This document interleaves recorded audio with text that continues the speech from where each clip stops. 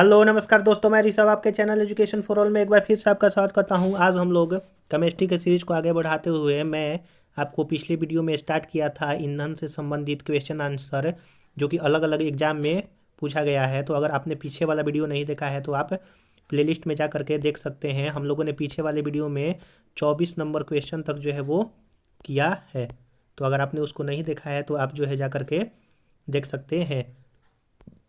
आज हम लोग जो है वो 25 नंबर क्वेश्चन से क्वेश्चन आंसर जो है वो करना स्टार्ट करेंगे। अगर आपको वीडियो पसंद आए तो वीडियो को लाइक कर दीजिएगा, अपने दोस्तों में शेयर कर दीजिएगा और चैनल को सब्सक्राइब नहीं किए हैं तो चैनल को सब्सक्राइब भी कर दीजिएगा। चलिए हम लोग जो है आज का वीडियो स्टार्ट करते हैं 25 नंबर क्वेश्चन से और आज ये फ्यूल चैप्टर जो है वो ख़त्म हो जाएगा। तो सूची 1 को सूची 2 से जो है वो मिलाना है। तो सीएनजी है, एलपीजी है, कोल गैस और वाटर गैस जो है वो इसके बारे में हम लोगों को मिलाना है। तो चलिए आइए इसका हम लोग जो है वो ऑप्शन देखते हैं। तो इसका ऑप्शन नंबर जो है वो 3 हो जाएगा, आंसर सी नंबर। आइए हम लोग देख लेते हैं। सीएनजी का फुल फॉर्म होता है compress natural gas. Compressed natural gas जिसका मुख्य घटक मीथेन और इथेन है। एलपीजी को लिक्विफाइड नेचुरल गैस कहते हैं, जो कि एलपीजी को लिक्विफाइड पेट्रोलियम गैस माफ़ कीजिएगा, जो कि ब्यूटेन और प्रोपेन उसका मुख्य घटक है। और कोल गैस का हाइड्रोजन, मीथेन, कार्बन डाइऑक्साइड है। वहीं वाटर गैस जो है वो कार्बन मोनोऑक्साइड और CO प्लस जो है वो हाइड्रोजन के मिलन से जो है वो वाटर गैस जो है वो बनता है। आप ये भी याद रखिएगा। क्वेश्चन नंबर 26 है कि कथन और कारण दिया है। कथन कह रहा है कि तरलीकृत पेट्रोलियम गैस का मुख्य घटक मीथेन है और कारण कर रहा है कि मीथेन घरों तथा कारखानों में जलने वाले सीधे प्रयोग में लाई जा सकती है, जहां वहां पाइपलाइनों से उपलब्ध कराई जा सकती है। तो इसमें से जो है वो कौन सा सही है? तो डी नंबर सही है कि ए गलत है, लेकिन परंतु आर जो है वो सही है। आइए हम लोग देख लेते हैं। जो आपका तरलीकृत पेट्रोलियम गैस है एलपीजी के प्रमुख घटक प्रोपेन और ब्यूटेन है, ना कि मीथेन है। बायोगैस में उपस्थित मीथेन ईंधन के रूप में सीधे प्रयुक्त जो है वो होती है। क्वेश्चन नंबर 27 है कि घरेलू एलपीजी गैस सिलेंडरों में दाब मापक नहीं प्रदान किया जाता है, क्योंकि ये एलपीजी सिलेंडर में गैसों की मात्रा को प्रदर्शित नहीं करता है। तो इसका ऑप्शन नंबर जो है वो बी सही हो जाएगा। ऑक्सीजन या अन्य गैस के सिलेंडरों में गैसीय अवस्था में विद्यमान रहती है, जबकि घरेलू एलपीजी सिलेंडरों में गैस तरल अवस्था में होती है। इस कारण दाब मापक यंत्रों को लगाने पर एलपीजी सिलेंडर में गैस की मात्रा को प्रदर्शित नहीं किया जा सकता है। क्वेश्चन नंबर 28 है कि सिलेंडरों में भरकर खाना पकाने वाली गैस की आपूर्ति किस रूप में किया जाता है? तो तरल रूप में किया जाता है, एलपीजी जिसको कहते हैं। और इसका जो अगर एलपीजी अगर लीक करेगा तो उसके लिए कौन सा गैस जो है इसमें मिलाया जाता है, जिससे पता चल जाए कि जो गैस जो है वो लीक कर रहा है, तो उसमें मरकैप्टम मिलाया जाता है। आप ये भी याद रखिएगा। सीएनजी है तो सीएनजी को कंप्रेस्ड नेचुरल गैस जो है वो कहा जाता है। कंप्रेस्ड नेचुरल गैस अर्थात संपीड़ित प्राकृतिक गैस मानक वायुमंडलीय दाब पर प्राकृतिक गैस जितना आयतन घेरती है, उसके 1% से भी कम आयतन तक प्राकृतिक गैस को संपीड़ित कर सीएनजी का उत्पादन किया जाता है। क्वेश्चन नंबर 30 है कि स्वचालित वाहनों में प्रदूषण नियंत्रण हेतु प्रयुक्त सीएनजी में मुख्यतः उपस्थित होता है। तो सीएनजी में मुख्यतः जो है वो मीथेन उपस्थित होता है। सीएनजी धरती के भीतर पाए जाने वाले हाइड्रोकार्बन का मिश्रण है और इसमें 80% से 90% मीथेन यानी कि CH4 की मात्रा होती है। मीथेन गैस पेट्रोल एवं डीजल की तुलना में कार्बन मोनोऑक्साइड को 70%, नाइट्रोजन ऑक्साइड को 87% और जैविक गैसों को लगभग 89% कम उत्सर्जित करती है। क्वेश्चन नंबर 31 है कि संपीड़ित प्राकृतिक गैस जिसको सीएनजी कहते हैं, उसके मुख्य घटक जो है वो कौन सा है? मीथेन CH4 है। और मीथेन गैस को जो है वो मार्स गैस भी कहते हैं। आप ये भी याद रखिएगा। निम्नलिखित कथनों पर विचार करना है। कथन कह रहा है पहला नंबर कि द्रवित प्राकृतिक गैस को अत्यधिक शीत ताप तथा उच्च दाब में द्रवित किया जाता है, जिसमें विशेष रूप से अभिकल्पित पात्रों में उसका संग्रह अथवा परिवहन सुसाध्य हो सके। आइए इसका दूसरा कथन देखते हैं कि भारत में प्रथम एलएनजी टर्मिनल हासन में निर्मित हुआ। तीसरा है कि द्रवित पेट्रोलियम गैस से प्राकृतिक गैस द्रव्यों का पृथक्करण किया जाता है और इसे इनमें इथेन, प्रोपेन, ब्यूटेन तथा प्राकृतिक गैसोलीन सम्मिलित किया जाता है। तो निम्नलिखित में से कौन सा सही है? तो मात्र एक पहला नंबर जो है वो सही है। कथन एक सही है जबकि 2 और 3 जो है असत्य है, क्योंकि पेट्रोलियम कुओं में द्रव्य की सतह पर पाए जाने वाले हल्के हाइड्रोकार्बन के गैसीय मिश्रण को प्राकृतिक गैस कहते हैं, जिसका संगठन इस प्रकार है: methane 80%, ethane 7%, propane 6%, normal butane जो है वो 4%, वहीं आइसोब्यूटेन 3% रहता है। प्रोपेन एवं ब्यूटेन को इस मिश्रण से पृथक करके उच्च दाब पर द्रवित कर लिया जाता है, जिससे तरलीकृत पेट्रोलियम गैस कहते हैं। यह रसोई गैस के रूप में प्रयुक्त की जाती है। भारत का प्रथम एलएनजी टर्मिनल दाहेज गुजरात में स्थापित किया गया था।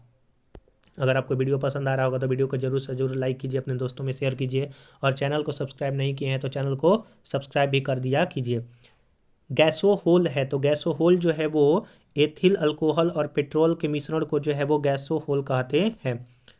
गैसोहोल ईंधन 10% एनहाइड्रस एथेनॉल यानी कि एथिल अल्कोहल तथा 90% जो है वो गैसोलीन यानी कि पेट्रोल का जो है वो मिश्रण होता है। तो अगर आपसे रेशियो पूछे एथिल अल्कोहल और पेट्रोल का, तो 10 और 90 का होगा, यानी कि 1:9 का जो है आपका मिश्रण होता है। आप ये भी याद रखिएगा। गैसोहोल एक मिश्रण है, तो गैसोहोल जो है वो गैसोलीन और आपका एथेनॉल का मिश्रण है, जिसमें गैसोलीन यानी कि पेट्रोल 90% कह सकते हैं और 10% जो है वो एथेनॉल जो है वो मिलाया जाता है। क्वेश्चन नंबर 35 है कि निम्नलिखित कथनों पर विचार करें। कोयला, पेट्रोलियम तथा प्राकृतिक गैस जीवाश्म ईंधन है। गैसोहोल बेंजीन तथा एल्कोहल का मिश्रण है। यह जो है वो ऑप्शन नंबर बी जो है वो गैसोहोल बेंजीन और एल्कोहल का मिश्रण है। 3 है कि भूतापीय ऊर्जा एवं अपारंपरिक ऊर्जा स्रोत है और गोबर गैस के मुख्य जो है वो घटक मीथेन होती है। तो इनमें से कौन सा सही है? तो 1, 3 और जो है वो 4 आपका सही है। ऑप्शन नंबर बी जो है वो गलत हो जाएगा। देख लेते हैं। कोयला, खनिज तेल एवं प्राकृतिक गैस ऊर्जा के अनवीकरणीय स्रोत हैं। इन्हें जीवाश्म ईंधन भी कहते हैं। गैसोहोल या E10 एक ईंधन है जिसमें 10% निर्जल एथेनॉल और 90% जो है वो गैसोलीन का मिश्रण होता है। पृथ्वी की भूतापीय ऊर्जा ग्रह के मूल गठन से खनिज के रेडियोधर्मी क्षय से और सतह पर अवशोषित और ऊर्जा से उत्पन्न होती है। यह एक गैर पारंपरिक ऊर्जा स्रोत है। गोबर गैस या बायोगैस का मुख्य घटक मीथेन और कार्बन डाइऑक्साइड होता है। 36 नंबर क्वेश्चन है कि कार के इंजन में नॉकिंग से बचने के लिए निम्नलिखित में से किसका प्रयोग में लाया जाता है? तो किसको प्रयोग में लाया जाता है नॉकिंग से बचने के लिए? लेड टेट्रा एथिल का।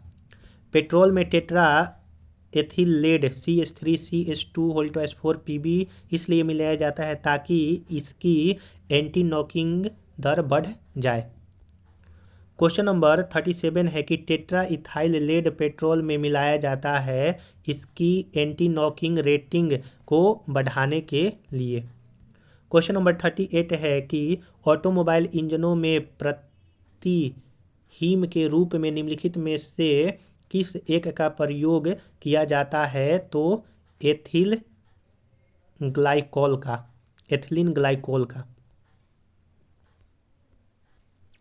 एथिलीन ग्लाइकोल का जो फॉर्मूला होता है C2H6O2 एक कार्बनिक पदार्थ है जिसका प्रयोग ऑटोमोबाइल प्रशीतक के रूप में किया जाता है। इसका गलनांक जो है वो 12.9 डिग्री सेल्सियस होता है। क्वेश्चन नंबर 39 है कि भारी वाहन में डीजल का उपयोग इसलिए किया जाता है क्योंकि उच्च क्षमता और आर्थिक बचत, यानी कि डीजल का इसलिए प्रयोग किया जाता है भारी वाहनों में कि उसके उच्च क्षमता जो है वो उच्च रहे और आर्थिक बचत भी हो, यानी कि ज़्यादा खर्च ना पड़े। डीजल इंजन का प्रयोग भारी वाहनों में होता है क्योंकि भारी बोझ को खींचने के लिए अधिक शक्ति प्रदान करता है, जो कि इन भारी वाहनों को की कुल ईंधन खपत में कमी लाता है। अगला है क्वेश्चन नंबर 40 की मोटर कारों की अपेक्षा नए मॉडल में निम्नलिखित विशिष्टताओं पर विचार कीजिए। तो और पहला है कि रेडियल टायर, दूसरा है कि सुप्रवाही ढांचा, तीसरा है कि बहु बिंदु ईंधन अंतःक्षेप और चौथा है कि उत्प्रेरक परिवर्तक रेचक सहित। इनमें से कौन सा विशिष्टताएं मोटर कारों की अपेक्षाकृत नए मॉडलों को अधिक ईंधन दक्ष जो है वो बनाती है? तो एक और एक, 3 और 4 ऑप्शन नंबर डी हो जाएगा, यानी कि पहला है रेडियल टायर है उसके कारण जो है वो कम ईंधन लगता है, दूसरा है बहुबिंदु ईंधन अंतःक्षेप और चौथा है कि उत्प्रेरक परिवर्तक रेचक सहित। क्वेश्चन नंबर 41 है कि गाड़ियों को चलाने के लिए हाइड्रोजन गैस सुविधाजनक रूप से ईंधन के रूप में प्रयोग लाई जा सकती है यदि वह कम ताप पर किसी पदार्थ द्वारा शोषित हो ताकि वह निर्यात द्वारा उत्पन्न तापमान पर मुक्त हो सके। तो वह पदार्थ कौन सा है जो भारत में पाया जाता है? तो वह जो है आपका हाइड्राइड है। हाइड्रोजन गैस बहुत कम तापमान पर पैलेडियम हाइड्राइड द्वारा अवशोषित कर ली जाती है ताकि वह निर्यातक द्वारा उत्पन्न तापमान पर मुक्त हो सके। क्वेश्चन नंबर 42 है कि शैवाल आधारित जैव ईंधनों का उत्पादन संभव है, लेकिन इस उद्योग के संवर्धन में विकासशील देशों की क्या संभावित सीमा है? आइए हम लोग जो है उसको देखते हैं। पहला इसमें ऑप्शन कहा गया है कि शैवाल आधारित जैव ईंधनों का उत्पादन केवल समुद्र में ही संभव है, महाद्वीपों पर नहीं। दूसरा है कि शैवाल आधारित जैव ईंधन उत्पाद को स्थापित करने और इंजीनियरिंग करने हेतु निर्माण पूरा होने तक उच्च स्तरीय विशेषज्ञता प्रौद्योगिकी की जरूरत होती है। तीसरा है कि आर्थिक रूप से व्यवहार्य उत्पन्न के लिए बड़े पैमाने पर सुविधाओं की स्थापना की आवश्यकता होती है, जिससे पारिस्थितिकी एवं सामाजिक सरोकार उत्पन्न हो सकती है। तो निम्नलिखित में से जो है वो कौन सा सही है? तो केवल 2 और 3 जो है वो सही है। इसमें जो है वो पहला गलती है कि शैवाल आधारित जैव ईंधन का उत्पादक केवल समुद्र में संभव है, महाद्वीपों पर नहीं। तो यह जो है आपका गलत हो जाएगा।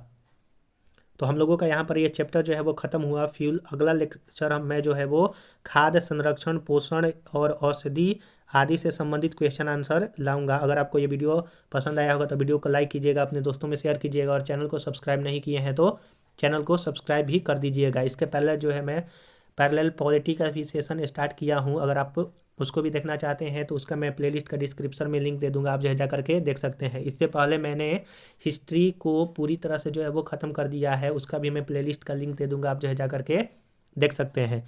चलिए हम लोग जो है अगले वीडियो मिलेंगे, तब तक के लिए नमस्कार।